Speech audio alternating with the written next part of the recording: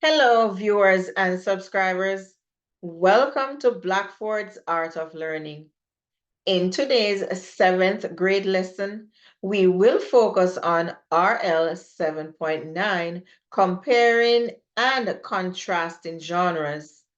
Let me go ahead and share my screen so that we can start our 7th grade lesson. Okay.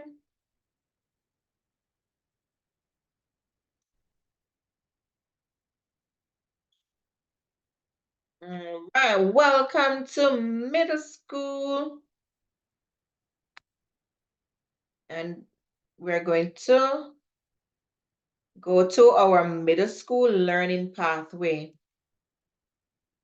And today's quote is, "Believe you can and you're halfway there," by Theodore Roosevelt. Let's move on. Now, we have a debate that is due on Friday, January 19, 2024. The topic is schools should not make students wear uniform.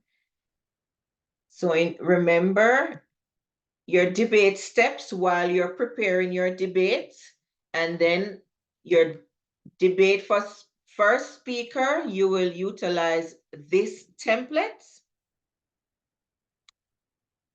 Okay. For speaker number 1, speaker number 2, that is second speaker, will utilize this template here. And the speaker number 3, that's the third speaker who will do the rebuttal, will utilize this template. Now, that is to wrap up our previous standard, which was RL 7.8. So now let us go into our new standard, which is RL 7.9. It's compare and contrast a fictional portrayal of a time, place, or character and a historical account of the same period as a means of understanding how authors of fiction uses or alter history. So some key terms that we need to know: compare, to judge, suggest, or consider that something is similar or of equality to something else. Contrast, the state of being different from something else. And portrayal, the depiction of someone or something in a work of art or literature. So what we're doing in this lesson, we're going to find the similarities and differences in literature, which focuses on history and things that happened. We're going to focus on the time, the place, the character, and the historical account. So we may need to use a timeline while we're focusing on comparing these fictional texts. So remember, fictional texts, those are not real stories, they are make-believe.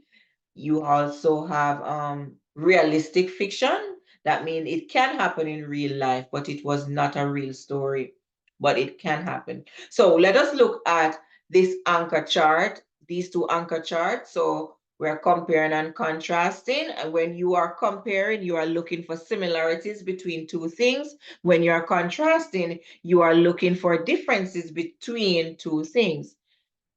Okay, and we already know the Venn diagram. You can use a Venn diagram to help compare and contrast characters, setting, and events while you read. And keywords, when we are referring to compare, we'll use alike, the same, similarly, both, in common, and also. And for contrast, we use different, however, but, so, whereas, and while. Now, Remember, we're comparing and contrasting genres, and genres have to do with different types of literature. So different types of literature could be nonfiction, which contains real and true facts, biography, which is a story about someone else's life, like when we looked at Martin Luther King's life, okay? We just celebrated his birthday on Monday. Which yes, so expository, that's Monday, January 15th. Expository gives facts about real things. Argumentative, just like we did when we looked at our evaluating claims and arguments. We presented our claim and we had to support it with evidence. And that's what we're going to do with our debate as well. Another genre is drama or myth, a story that is passed down and explains how something natural come to be. Poetry, verses that often rhyme and evoke feeling. Realistic fiction, a story that is not real but could happen in real life. And folktale, a story that has been passed down through generations.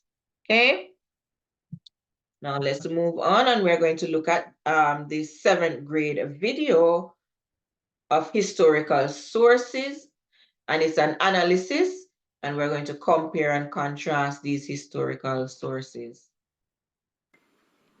How do you deal with two sources? You have a written source and you have a cartoon, and you need to answer them in probably one longish paragraph. Obviously, you need to look carefully at the details of each source first, but you're still going to follow the same format. You're going to describe something about the sources, either both of them together or each of them separately, and then analyze their value and limitations in the usual way.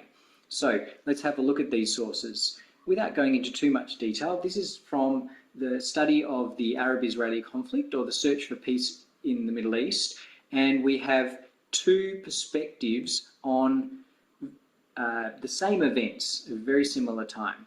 One's from the 13th of September 1993 and the other is from 1994. They're both about the Oslo Accords. Okay, this is the other word for the Oslo Accords, the Israeli-Palestinian Declaration of Principles, also known as the Oslo Accord. The origin of the first source is Prime Minister Rabin of Israel. The origin of the second source is a British cartoonist showing Rabin and Yasser Arafat, the leader of the Palestinians. And a cartoon is intended to be humorous, but we can read a lot into the position of these men and the facilities, the technology that they have at their fingertips, as shown here.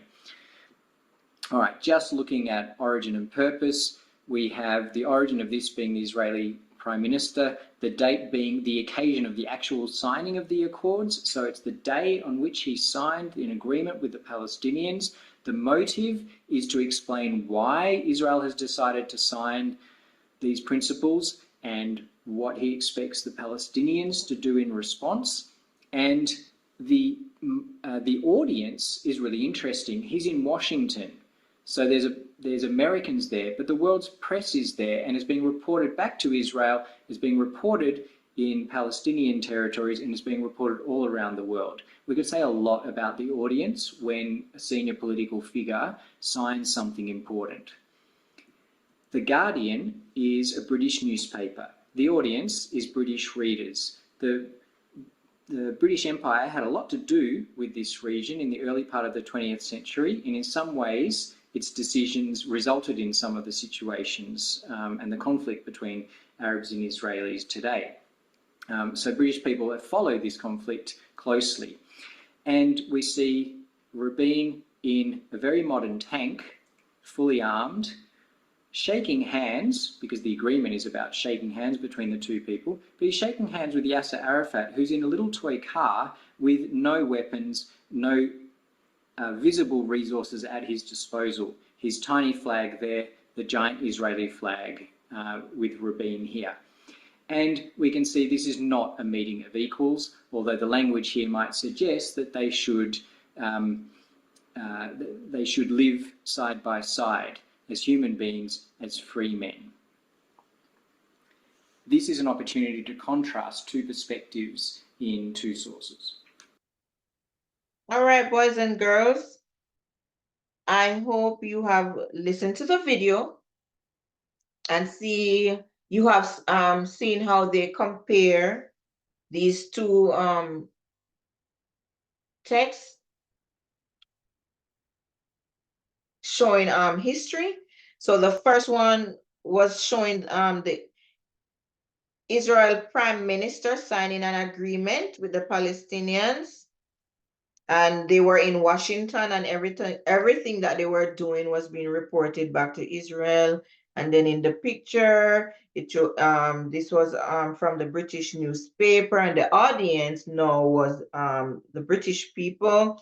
And you can see that the characters were in a modern tank, and they were shaking hands as form of agreement, right? So we could compare and contrast those two historical events and texts. All right, so you can pause the video and share out your responses about what you gather about comparing and contrasting these historical pieces. Okay, all right, let's move on to our Padlets. And now we're going to record what you know about comparing and contrasting genre when it has to do with time, place, characters, and historical accounts. Okay, so once you click on the link, you'll be able to type your Padlets. So you click on the plus sign, okay, and then you can go ahead and type your what you know about compare and contrasting. So you can pause the video and type your response.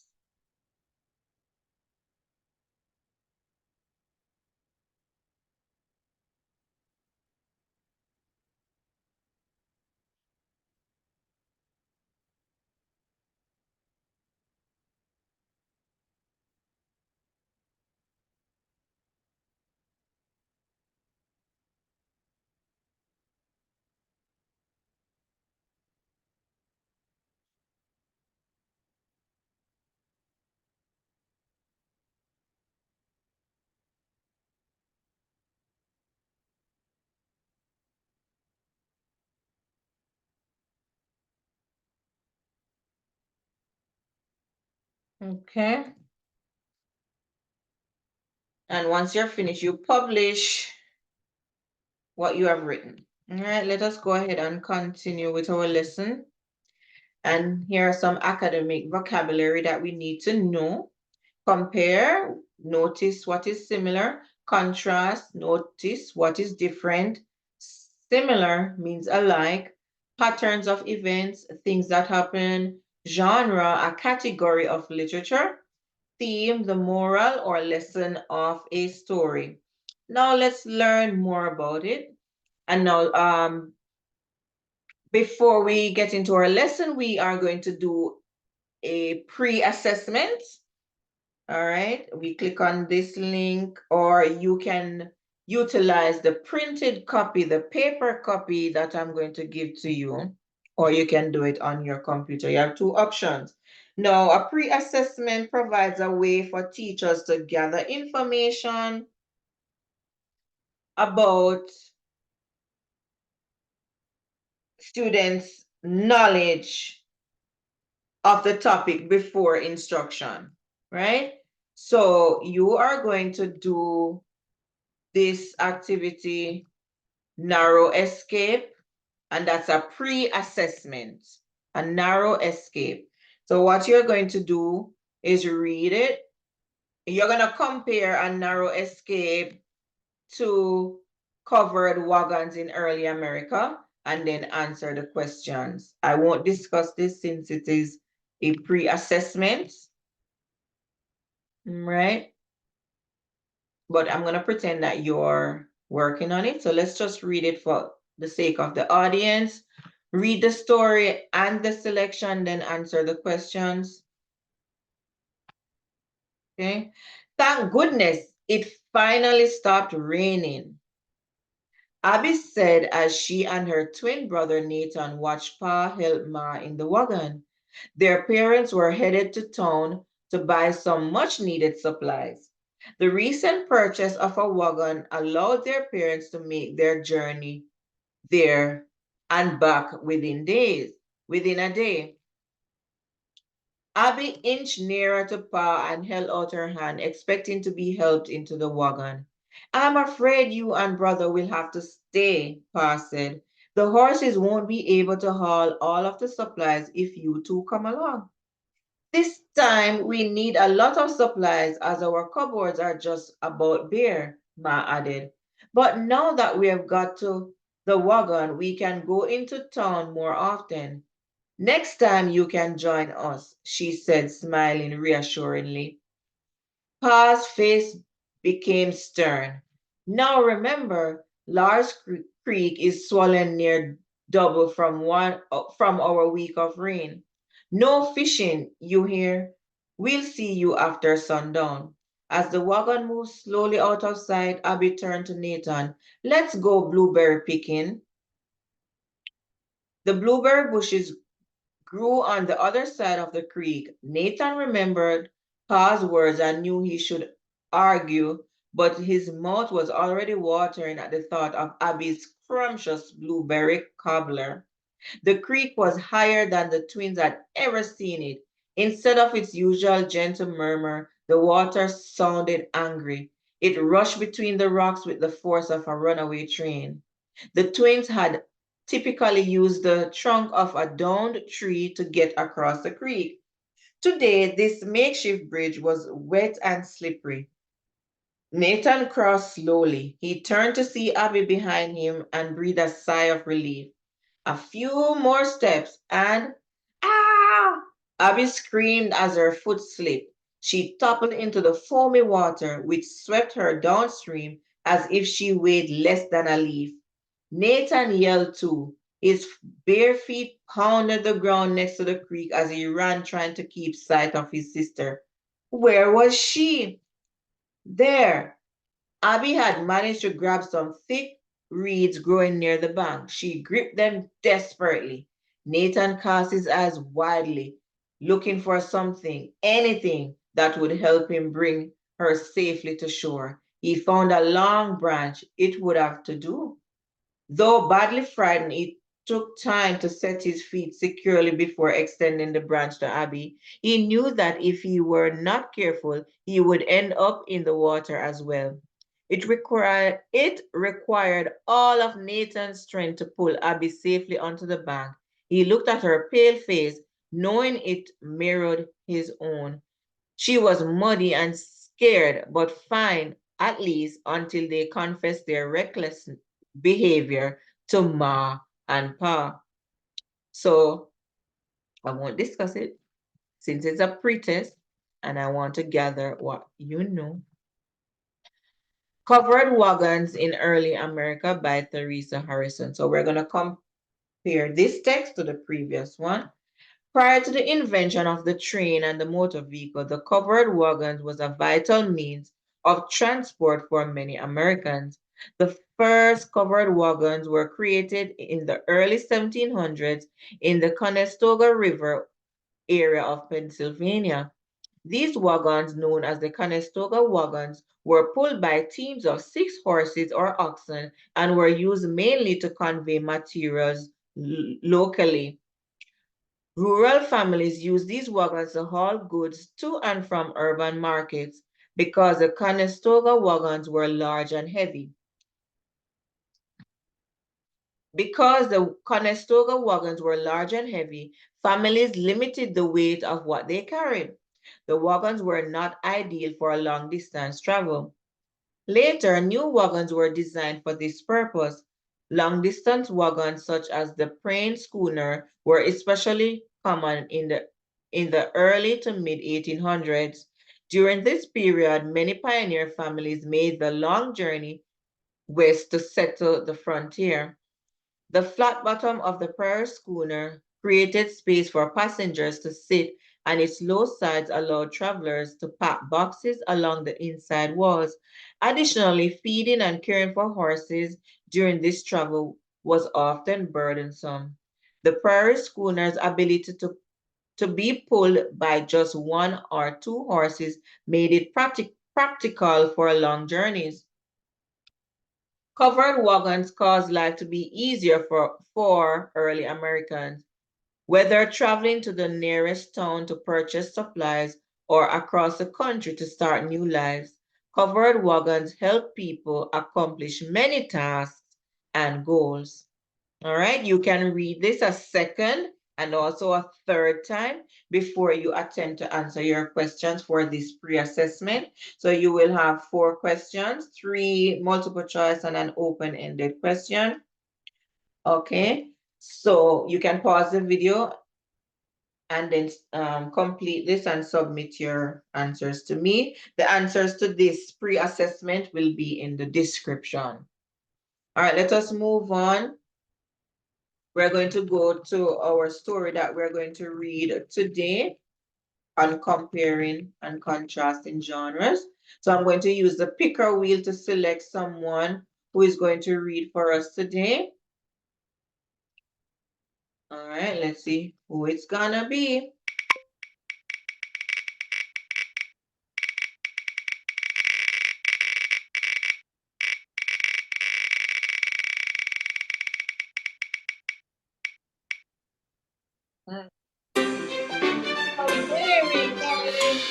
Barry will read for us now, right?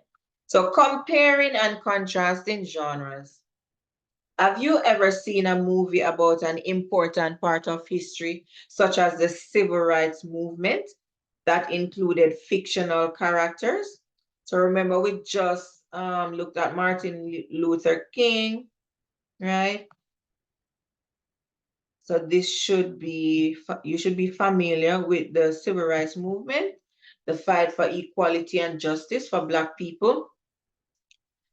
All right, so this kind of movie is a work of historical fiction or a story set in the past that combines made-up characters and events with historical figures and real events from a specific time and place. So even though this event happened in the past, they utilize fictional characters, which made it a historical fiction. A historical account, on the other hand, is a factual explanation, description, or narrative from or about the past. All the people actually lived, the places existed, and the events in a historical account really occurred, right? So these events actually happened. It's a historical account of what happened. So it says, study the illustration below. Which details are based on reality and which are fictional? Okay, so in the speech bubble, it says, I'm going to remember this moment forever. So who do you think Martin Luther King was talking to right here? So remember, he had a meeting with Rosa Parks, right? So he was talking to Rosa Parks. So what part was fictional? If you said the actual characters, the background, the picture, it was a comical representation. So those are not real pictures, right? Okay. So the image above shows a real person, Martin Luther King Jr., standing next to a fictional character, a young woman who admires him, right? In a similar way, historical fiction includes real people and events and then alters some historical details to tell a made-up story. Study the chart to consider how the author of historical fiction draws upon real facts to create a work of fiction, right?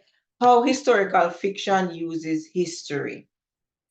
Set in a real time period and place, it provides factual information, includes events that actually occurred, use historical figures, language, and details, such as a famous such as famous people or typical customs of the time.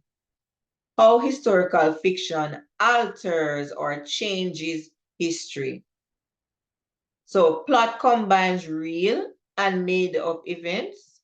Made up yet realistic characters interact with real people who once lived. Most dialogue is invented, may interpret or change historical details to create a better story. All right. So for the historical fiction, it uses the real events that happen, the real place, the time period. Everything is factual.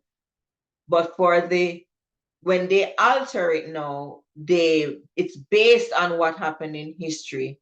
So they combine a mixture of real and made up events and characters, right, to develop the story's plot. All right. So good readers understand that historical accounts use facts and information to inform readers about history, while historical fiction is meant to entertain readers with an engaging story that combines real and imagined characters and events from the past.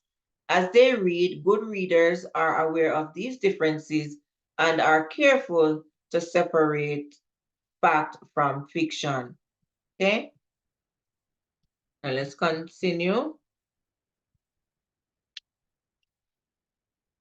So we're going to compare two stories, Journey to the Pacific and Sighting the Pacific. So two stories we're going to compare. Remember, we're comparing historical fiction, right? So Journey to the Pacific by Rita Hay and Mary. We're going to pretend that we select somebody else from the picker wheel to read. So Journey to the Pacific by Rita Hay. In 1804, Meriwether Lewis and William Clark led the first U.S. expedition to the Pacific coast of North America. Sent by President Thomas Jefferson to chart a route through unexplored regions of the country, the team of explorers recorded the wide variety of plants and animals and geography they saw in the wilderness. The expedition journeyed along rivers, over mountains, and through valleys for over a year, encountering hostile tribes, inclement weather, and challenging terrain. All right, so let's highlight this. They went on an expedition, a field trip, and they went on a journey to the Pacific coast of North America, and they were sent by Thomas Jefferson, right? So they explored various things like plants, animals, and all the geography they saw, the hills, the valleys, the mountains, all right? All right. And while they were doing that, they encountered different tribes, different group of people, inclement weather, stormy weather, rainy weather, hot weather, inclement weather. So on November 7, 1805, the Corps of Discovery thought they had finally found the Pacific Ocean, but they were mistaken. The wide expanse of open water turned out to be the estuary or mouth of the Columbia River. With the help of native guides and determined companions, however, the team finally succeeded. The expedition reached the Pacific Ocean on November 15, 1805. A long, hard winter return journey lay before them, but the first half of their mission had been accomplished. Okay, so let's highlight important points, and you can read this one more time, or even you can read it 3 times. Let's underline or highlight important points. in the story. So they started out in 1804 and they didn't get to where they were going until November 15, 1805. It didn't state what month and day, but they still had to travel for some time. Right? So explore how to answer the questions. Explore how to answer this question. What characteristic of a historical account are present in this passage?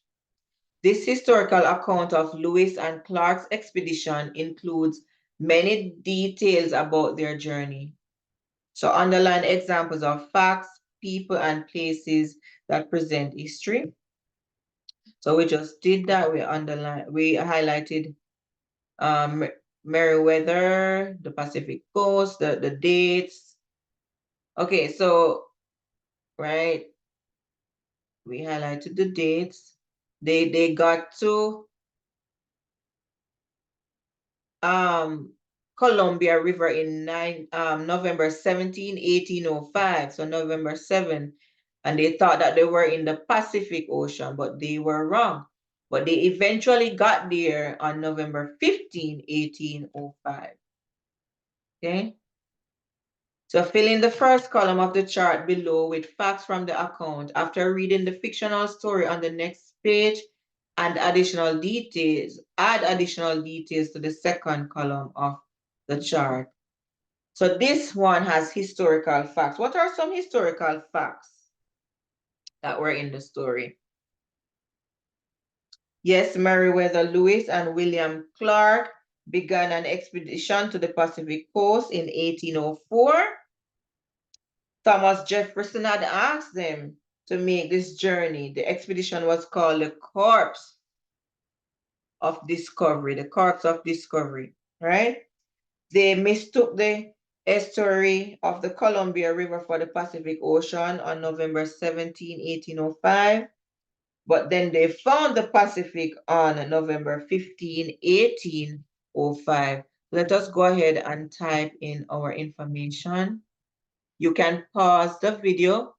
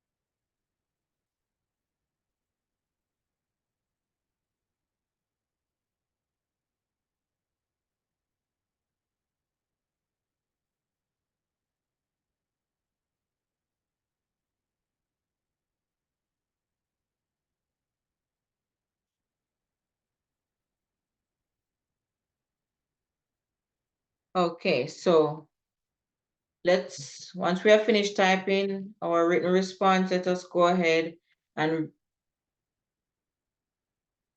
go to the next story that we're going to compare it with. It says, read the historical fiction story and complete the chart by adding fictional details. Then read and answer the questions. The question that follows, citing the Pacific.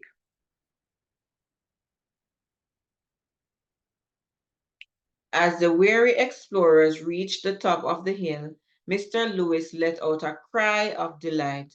We have made it, he explained. The Pacific. The men exchanged doubtful glances. Just last week, Mr. Clark had rejoiced along with the entire team, confident that the large body of water before them was the ocean. Later, they discovered that the water was just the estuary of the Columbia River. Yet they smelled ocean air. Peter had tried to stay positive as they continued their search, but it was extremely difficult. Would today, November 15, actually be the day they reach the Pacific? That certainly is a sight for sore eyes. One of the men exclaimed, and Peter looked up and grinned. After a year and a half of traveling, they had in fact come upon the salt waters of the Pacific. So this is another account of the historical event that happened. But this was the historical fiction story, right? So let us highlight some important points. We're going to highlight the name, Mr. Lewis. He let out a cry. We're going to also highlight another character, Mr. Clark. Then they discovered that the water was just the estuary of the Columbia. But on November 15, they actually got to the Pacific Ocean. They had in fact come up on salt waters of the Pacific. All right, so you can read this paragraph one more time or two more times to get a better understanding. So circle the best answer. What fact presented in Journey to the Pacific is also included in the fictional story above? So we read Journey to the Pacific on the previous slide, and that one was the real event, the historical event that happened. So they noted everything that happened that time, but this one is the historical fiction story. So what was included in both stories? Let's compare them. All right, let's look at answer A.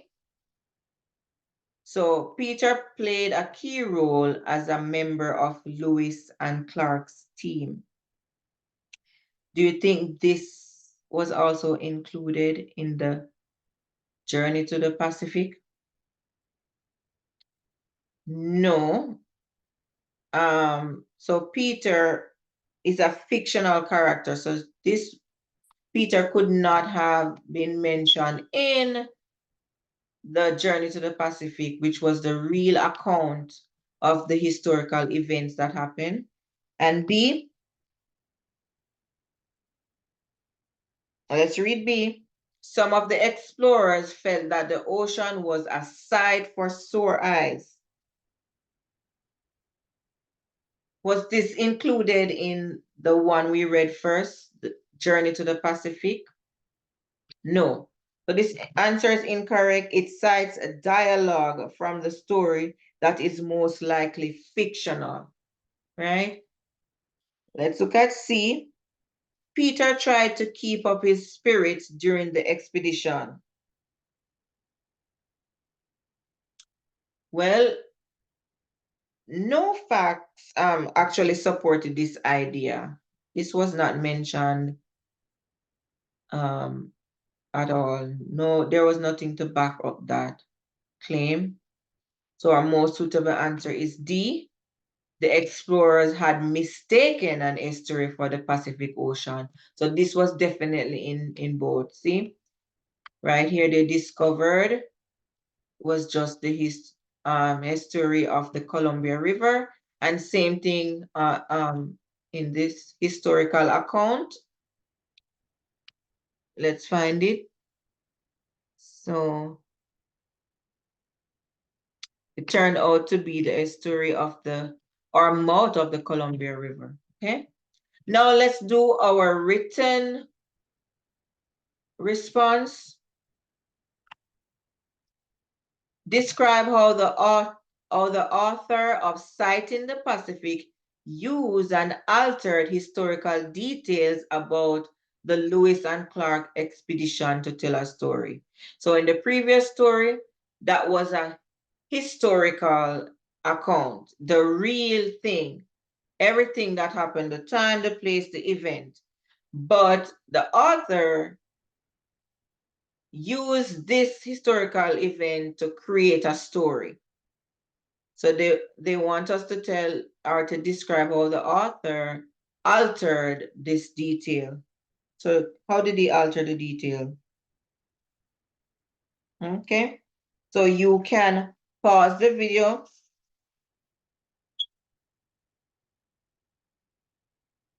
and then record your response.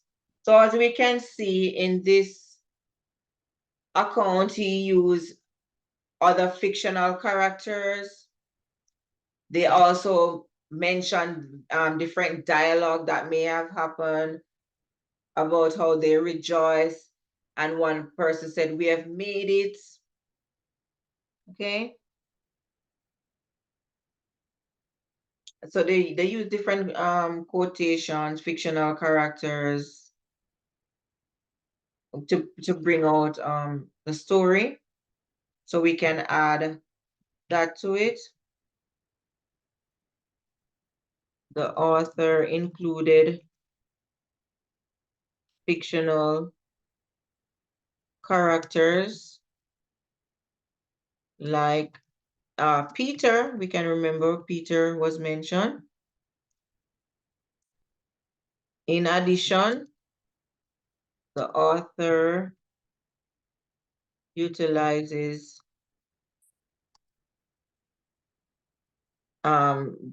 direct speech from the characters, and we can give evidence from the story, such as, okay, so we can go back and pick out an example from the story. It says, "That certainly is a sight for sore eyes." That certainly is a sight for sore eyes. Okay, so go ahead and record your response.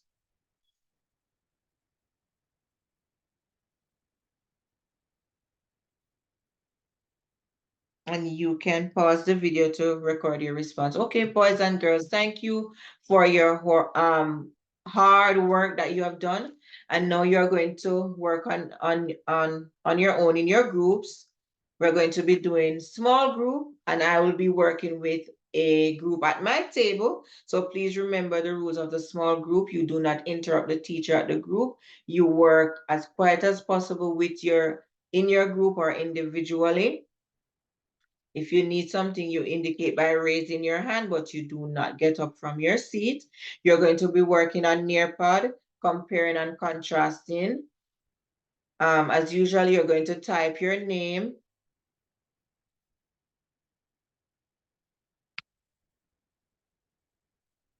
And you will complete the activities on the slide. It is self-paced. Once you have finished, you're going to do News ELA, which is a part of a social studies lesson or activity. It's Underground Railroad Routes in New York State, and that is on News ELA. And you'll have a copy of that to work on. It has some written responses. Then you're going to do ReadWorks are public curfews fair? And as usual, you can listen to the audio recording, or you can read it on your own. Then you answer the questions. And once you have answered and submitted, I'll receive your responses. Okay, boys and girls? So thank you for all your hard work. And during your small group, you can use this cooperative learning strategy. You can choose a partner. Partner A will solve the first problem. Partner B watches, listens, checks, coaches if necessary, and praises. Number 3, partner B solves the next problem. 4, partner A watches, listens, checks, coaches if necessary, and praises. Then 5, partners repeat, taking turns solving successive problems. Okay. When you have completed all your assigned tasks, you're going to do a reflection and feedback. You're going to share your glows, share what you did well during this task, share your grow, tell about what you will work on to grow with this task or standard, and then questions, ask a question about this task or standard. So please remember to like, share, comment, subscribe, and turn on the post notification bell. Once again, everyone, please remember to like, share, comment, subscribe, and turn on the post notification bell. Be sure to look out for other videos. Thank you, everyone.